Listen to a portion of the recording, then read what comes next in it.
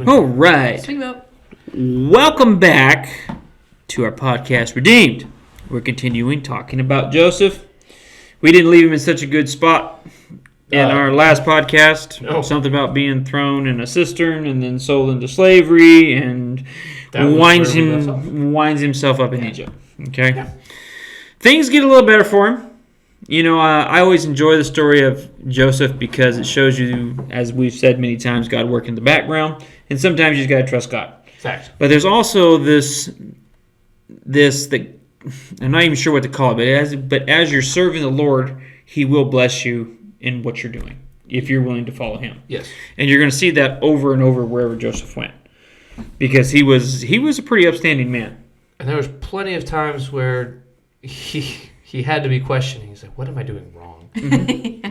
Because one minute he's getting pretty blessed, and then the next he winds himself up in another prison. You know what I'm saying? It just poor guy. Things are just moving right along. Yeah. He's got a great life, and then all of a sudden, boom, crazy lady. And he's not really doing anything wrong. Nope. Nope. Crazy lady. Crazy lady. Besides apparently that he looked good. Yeah. That was about it. He's a good-looking guy. That was He's a good-looking guy. That was his fault. Yeah, it says now Joseph was a well-built and handsome man. That's because of all that slave labor he was doing. You know what I'm saying? Guy was in shape. Yeah. See those pyramids there in Egypt? They didn't build themselves. Nope. It's true. And I don't think it was aliens. Nope. Debate's still out on that, though. That's right. Now, Tune in next week. so we have Joseph. He's taken to Egypt. A gentleman named Potiphar, who is a high-ranking official to Pharaoh, the captain of the guard, bought him. Now, what happened is the Lord began to bless Joseph, so he prospered. And therefore, anything Joseph touched or anything Joseph did also prospered. So who do you think was prospering because Joseph was getting blessed? Potiphar. So, man, things are going good. Yeah. I like this guy. And Potiphar figured that out. So pretty much what he did was believe everything in Joseph's charge. He Smart. It says here, put him in charge of his household, and he entrusted to his care everything he owned. Smart guy, that Potiphar. Yep. He figured out, okay, this guy's got it going on, Yeah. whatever this He's got the Midas touch. yeah. Put him in charge. And then this is where things start to get and it's one of those He was too good looking. Crazy lady. Crazy yes, lady. but it's one of those stories that you hear over and over again. Yeah. Oh, yeah. You know what I'm saying? But it's amazing to me, Joseph, I believe, makes the right choice when so many others in these stories that you hear don't make the right choice. Many examples of making the wrong choice. I mean, this is stuff that movies are made out of. Literally. I mean, literally, it is. Okay? So, Joseph was a well-built and handsome man, and after a while, his master's wife took notice of Joseph and said, "Come to bed with me." Uh-oh. He was like, nah, dude. Yeah. I Nice. like my job and my life. I'm good. Yeah. Yep.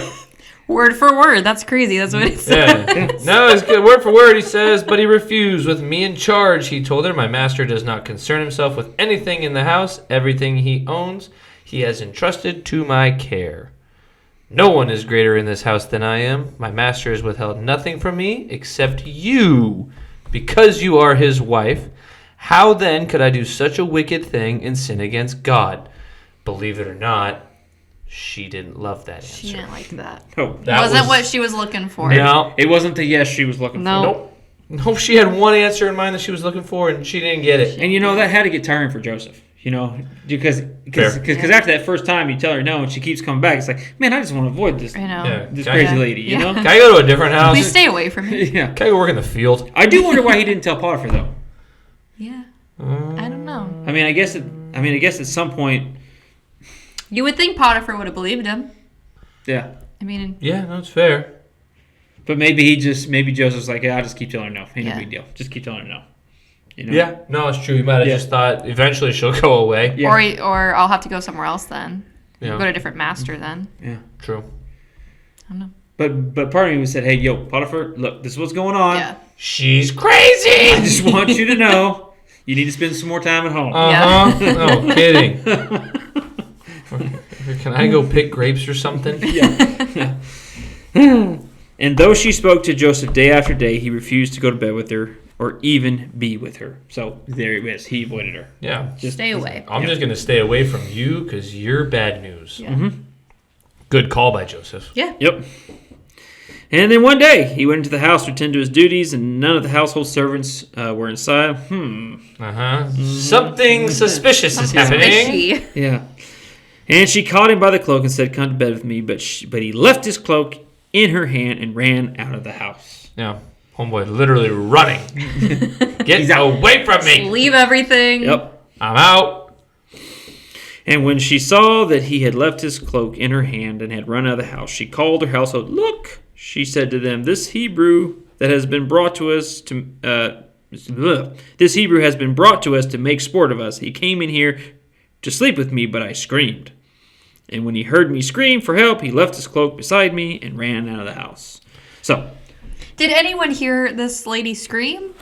Like, did they don't think, hear- like, that's weird that no one heard you? yeah.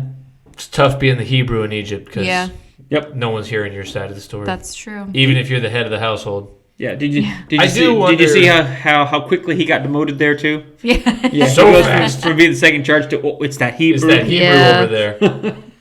Yeah, nope, fair. Yeah. And I love the way that it says that he ran.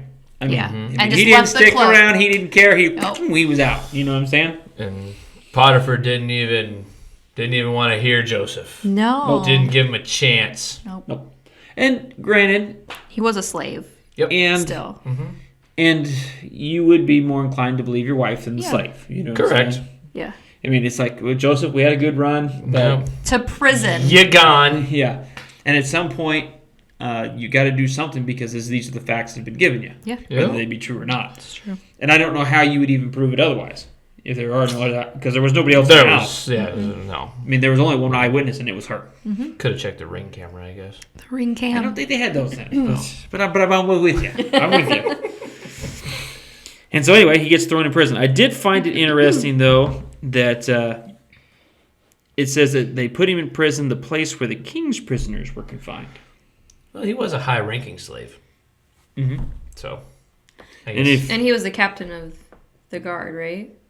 Potiphar was? Potiphar was, yeah. Yeah, Potiphar so- was captain of the guard. So he was in uppity prison. that's basically what it says. It says, well, while most prisons in Egypt were forced labor camps, the king's prisoners were only under confinement while they awaited trial. Though they could not leave the compound, they had considerable more freedom than ordinary prisoners did. Severe sentences were still possible, as we'll find out here in just a minute. don't give a spoiler away. Yeah. Okay. Something But new. so he got to go to the uppity, Yeah, he went to a nice prison. which maybe he there kinda was something. believed Yeah, him maybe then. Potiphar did kind of believe him. Well, so on that note, actually, kind of funny. If you look, why didn't Potiphar have Joseph killed for this offense? In the commentaries, it says it likely indicated his respect for Joseph's integrity as well as the sad condition of Potiphar's own marriage. If he knew his wife's character deficiencies, Potiphar could hardly accept her report at face value. He may have wanted time to investigate his wife's allegations while jailing Joseph to save face. So just interesting. Obviously, that's speculation. Yeah. But it could add up because normally, especially in that time, it's like, okay, you're dead. Yeah. Especially being a Hebrew slave in Oh, yeah. Egypt, it's like, okay, kill that one. Yeah. And it was interesting here. It says, when his master heard this story, his wife told him, saying, "This is how your slave treated me." He burned with anger. But it doesn't say Doesn't say who he was angry at. Ew. angry at. So I mean, Yeah. Everybody. You can kind of read between the lines. Again, it's speculation, but it does make you wonder why he didn't just kill him right there, especially being the captain of the guard. It's like, dude, Yeah. Yeah. Yeah. So there was some. So obviously, it looks like there might have been some respect there, and he may not have fully believed what his wife was doing. And so the easiest way was just to throw him in. throw him in jail and try and get to the bottom of it. Yeah. If at some point he wanted to. Look into that later. Yeah, I'll get around to that later. Now, also interesting, he gets thrown in jail, but the Lord blesses Joseph everywhere he goes. And so before long, what?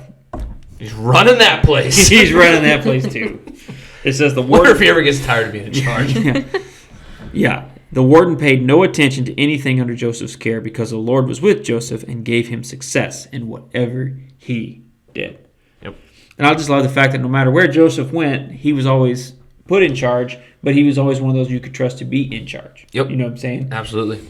And it didn't seem like to me like he ever backed down from the challenge of being in charge. He just did it. No. He was in charge, you know. Yeah. And he got it done. And he will be an interesting one that I will look forward to talking to when I get to heaven. He's got to have some stories. Yes. Yeah, total Uh-huh. good stories. And I just think it'd be cool just to figure out exactly what kind of demeanor he had. Yeah. You know what I'm saying? Yeah, exactly. In my mind, I see him as this person who, when you talk to him, just put off an air of humility I was going to say, and very calm. and trustworthy. Mm-hmm. So, I mean, yeah. So, anyway, it'll be interesting to meet the man when I finally get there. Mm-hmm. But, you know, That's fair. there's several lessons we can pull here. One is always flee from evil. That's a big one here. And sometimes it may mean physically running. Literally. Look at Joseph. Like leave your cloak behind and move. Mm-hmm. Get out of that situation. Right. And so there may be opportunities where you have to run to avoid the snares of the devil. Okay.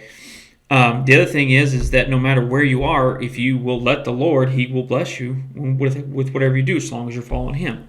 See, obviously, he was in prison, but he wasn't guilty for being in prison. Does that make sense? Correct. And so the Lord was able to bless him because he was suffering for Christ's sake. Yeah. For running, basically. He was literally doing what he was supposed to do. Mm-hmm. And the Lord blessed him even though he was in prison. Yep. And so there's something to that too, is that, you know, if you're doing the things the Lord wants you to do, no matter the circumstances, no matter where you're at, the Lord's going to bless you. Doesn't mean it won't be there won't be hard times, or Right. that there won't be false accusations brought against you. Yeah. I mean, I'm sure Joseph would have rather not been in prison. Oh, absolutely. But I mean, he was blessed no matter where he went. Yep. And I just like the fact that he never once blamed the Lord for anything. At least not that I can see. Not in the scriptures. I mean, he continued to serve the Lord, just kept on moving. Yeah. I mean, Joseph is just an amazing example for us as Christians. Facts. So, be like Joseph. Flee evil. Yeah. Flee the evil. Run. Flee the evil. You know, don't sit around and sin. Flee it. You know what I'm saying? And if you have to, run. Mm-hmm. Literally. Go for a run. Yep, go for a run. You and Forrest Gump. All right, you guys have a good rest of your week. We'll see you next time.